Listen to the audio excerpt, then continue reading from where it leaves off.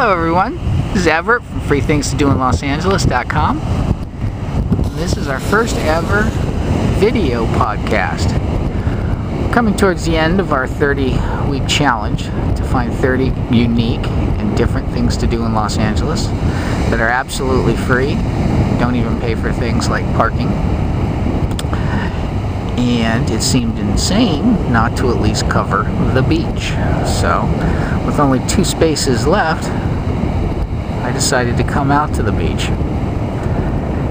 Actually, when we started the blog, I thought it might be difficult to find 30 unique things. But it turned out to be a lot easier than I expected, and there's so much more on my list afterwards. So we'll be covering a lot more stuff in other areas of the beach, and we'll be covering things that cost a little bit of money but are almost free. Maybe some things that do have to pay for parking and stuff like that. Just going to take the handicaps off once the challenge is done. But in case you don't know it or recognize it, we are north of Marina Del Rey, just north, and that's what that breakwater is right there. That protects the marina from waves and so forth. This is where the boats come in and out, which is why I like this spot so much. LA beaches, there's a lot to do. There's a lot of stuff to cover, and it depends on the activities and what you like. I like to lay out a nice, soft, white, sandy beach, which is basically what you have here. Look how much room there is. And I like to see things, not just the water, so I like seeing especially boats. I like the silhouettes of them around sunset. I like seeing them coming in and out. Wednesdays, they have the race here that I covered for the one of the first blog posts we did in the challenge. And when they do that, they come out, and then they line up between a boat and another buoy, and it could be anywhere right out there, and they will come cruising back and forth along that start line. And then when the horn sounds, they'll go straight out. They'll just turn and start heading straight out towards the windward mark, straight up towards in the wind. And when there will be a buoy up there that they're racing to, and they round the buoy, come back down towards the marina and pop their chutes, which is the big kite and colorful sails that you can often see. A lot of times, that takes a lot of stowing. You can't just, a lot of these sails, they're just rolled up very easily. So they don't want to necessarily take all the time and effort to break out the chute all the time. But during the race, it's critical. So you can come out here on Wednesday nights and get a really good view of a lot of these kites coming in and out. But another reason I like this view is because you can not only see the Malibu Mountains off into the distance, but you can also see the Venice Pier. That's a fishing pier, by the way. There's no rides on it like the Santa Monica Pier or anything. No food vendors, and it's designed basically so people have a place to go fish, which you don't need a fishing license for in the city of LA. So it's actually another free thing to do. I couldn't cover an activity like that because you actually would have to pay for bait, get yourself some fishing tackle or borrow some. So it's not technically free. So maybe we'll cover that now that we're going to be almost done with the 30-week challenge. Parking is another reason I like this beach. This beach is not so difficult to find parking. It does get rougher or harder to find parking when you come here on a weekend. We're here on a Friday afternoon. But the parking is all just right back through those buildings. There's a long street, and I've never had a problem finding parking when I came here during the week or during winter. Usually this beach never gets packed. I don't even think that it's close enough to enough parking so that it does, which is another reason I like it. Not a lot of people.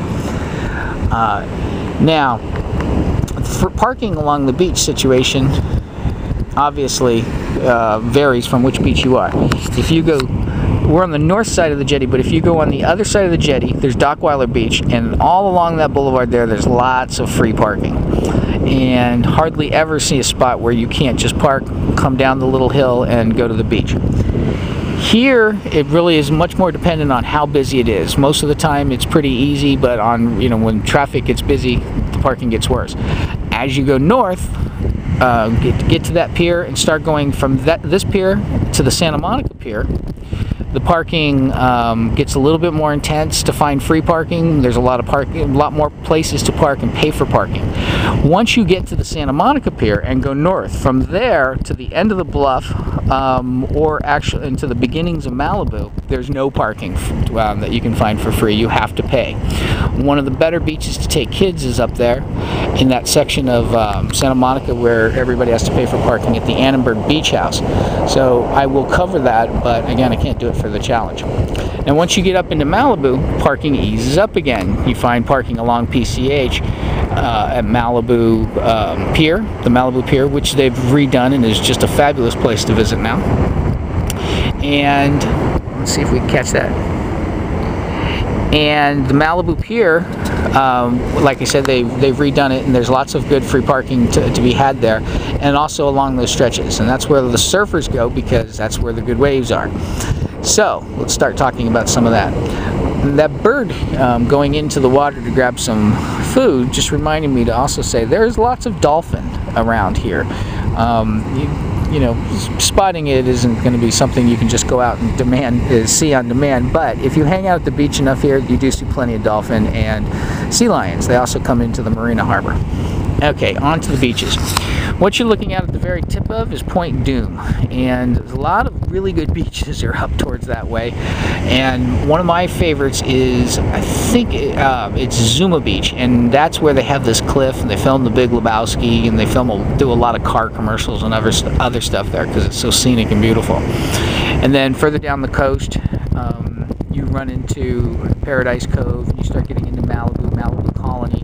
Now you're in the area where it's rockier, but there's better surf. And the south-facing beaches are better for surf fishing, people who want to fish just off the beach. So all of the people who tend to want to put on sweaters and walk along the beach in winter usually prefer that kind of area. Then as you head further south, you get into the Santa Monica area. You get a little bit more tourists, especially at the Santa Monica Pier, more activities, more attractions, and so forth. That's the oldest portion of the port. They were actually planning on trying to make that a port at the beginning of Santa Monica's history. And then when you get south of that, you can come into the Venice area. This actually used to be a pretty seedy area of town, and then somebody smartly recognized, said, hey, this is beachfront property, and the prices skyrocketed. And people couldn't afford not to sell, make all that money by selling out. Or when they went to go sell the properties, the new owners knew where the money was to be made, and they started building more buildings and gentrifying the place. Looks pretty good now.